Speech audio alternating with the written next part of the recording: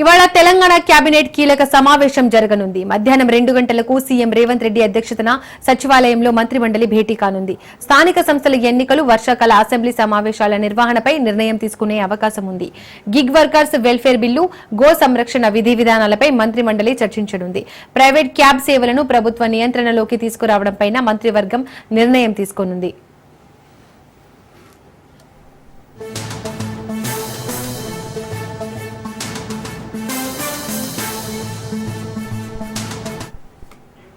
కులగణన, రేషన్ కార్డుల పంపిణీ, యూరియా నిల్వలు, సాగునీటి ప్రాజెక్టులపై కేబినెట్ భేటీలో చర్చించనున్నారు.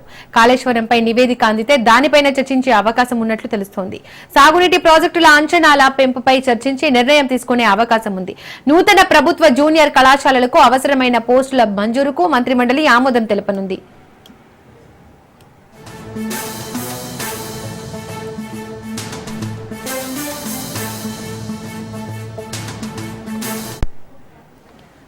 గోశాల పాలసీపై కేబినెట్ భేటీలో తుది నిర్ణయం తీసుకునే అవకాశం ఉంది. మత్స్యకార సహకార సంఘాల ఇన్ఛార్జీల నియామకంపై నిర్ణయాలు తీసుకునే అవకాశం ఉంది.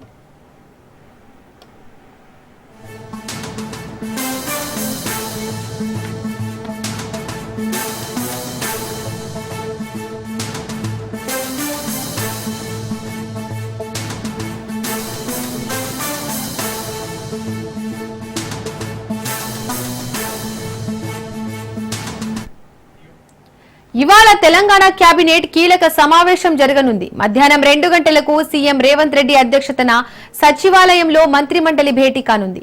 స్థానిక సంస్థల ఎన్నికలు, వర్షాకాల అసెంబ్లీ సమావేశాల నిర్వహణపై నిర్ణయం తీసుకునే అవకాశం ఉంది. Gig workers welfare bill, go సంరక్షణ విధి విధానాలపై మంత్రిమండలి చర్చించనుంది. ప్రైవేట్ క్యాబ్ సేవలను ప్రభుత్వ నియంత్రణలోకి తీసుకురావడంపై మంత్రివర్గం నిర్ణయం తీసుకోనుంది.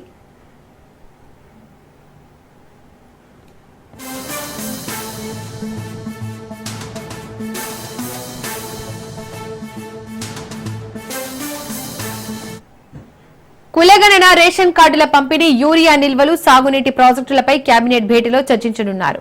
కాళేశ్వరంపై నివేదిక అందితే దానిపైన కూడా చర్చించే అవకాశం ఉన్నట్లు తెలుస్తోంది. సాగునీటి ప్రాజెక్టుల అంచనాల పెంపుపై చర్చించి నిర్ణయం తీసుకునే అవకాశం ఉంది. నూతన ప్రభుత్వ జూనియర్ కళాశాలలకు అవసరమైన పోస్టుల మంజూరుకు మంత్రిమండలి ఆమోదం తెలపనుంది.